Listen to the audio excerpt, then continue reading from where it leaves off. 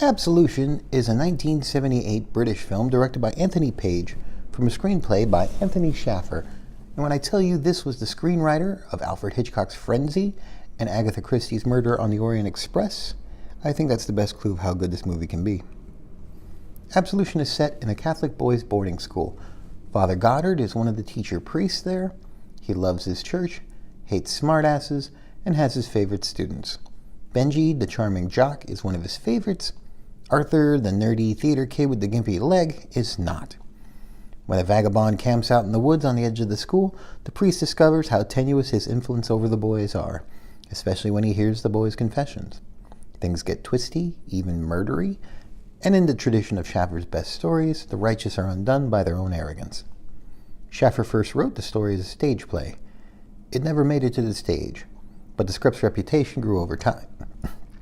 During the filming of The Wicker Man, Shaffer shared the script with Christopher Lee, who showed interest in playing the Father Goddard role.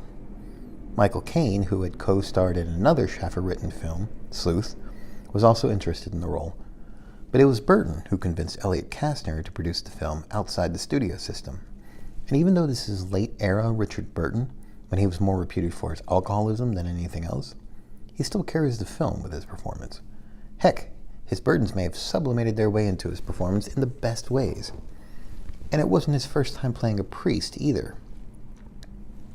Production wrapped in 1978, but legal issues and possible controversy about the subject matter delayed its premiere to British movie screens until 1981. And the film didn't even reach the American market until 1988, 4 years after Richard Burton's death. As a morality play, it's effective. As a thriller, it's a solid mystery, verging on psychological torture for our doomed priest.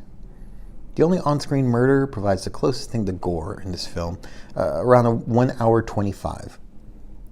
Now, what makes this movie a film for adults is the potentially blasphemous questions it asks. As for the whodunit, your mileage may vary when everything's spelled out in the climax. But if you like a good dramatic performance or the kind of stories that Martin McDonagh likes to write, I'd recommend you stop this review and check the movie out, and come back here as I elaborate on the film's ending.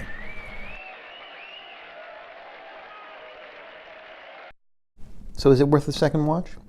Well, once you're not chasing the mystery or being fixated with Richard Burton's performance, you can notice that the other performers aren't that bad themselves. I got a particular soft spot for Billy Connolly, making his film debut as a trespassing camper. You can totally get how somebody like him can inspire revolution in these boys, just for living life like he does. Also on second view, you can see how subtly the filmmaker set all the clues and motives as the plan unfolds. There's supposed to be a longer cut of this film with scenes that actually spell out Arthur's ability to mimic his classmates, as well as Goddard's cruelty to Arthur, but I think the standard cut does the job. So, is Father Goddard really as screwed as Arthur says? Well, according to the seal of the confessional of the Catholic Church, the kid's logic is sound. Confession is recognized as a conversation between God and the one confessing, the penitent. The priest, along with anyone else who hears the confession, cannot violate the privacy of that conversation. So another priest hearing it will be just as bound to silence, along with anyone else accidentally hearing it. You can't even set up a recording device for someone else to hear later. The violation of breaking that vow is excommunication. And the one thing Goddard is trying to do is keep people from going to hell. This is how this movie is absolution, as in the removal of sin, which is the whole point of the ritual of confession. Goddard's job, his entire purpose, is bringing these young men before God, ready to repent and sin no more. But it all depends on the boys following rules that neither of them are ready to follow. Benji was killed with his faith abandoned, according to Arthur, which only compounds the guilt that Father Goddard already feels.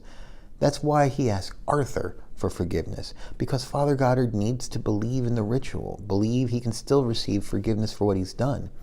And that's exactly why Arthur denies it. What choice does Father Goddard have? Does he go to prison or suicide himself straight to hell? It doesn't matter. As the movie ends, he's in hell already.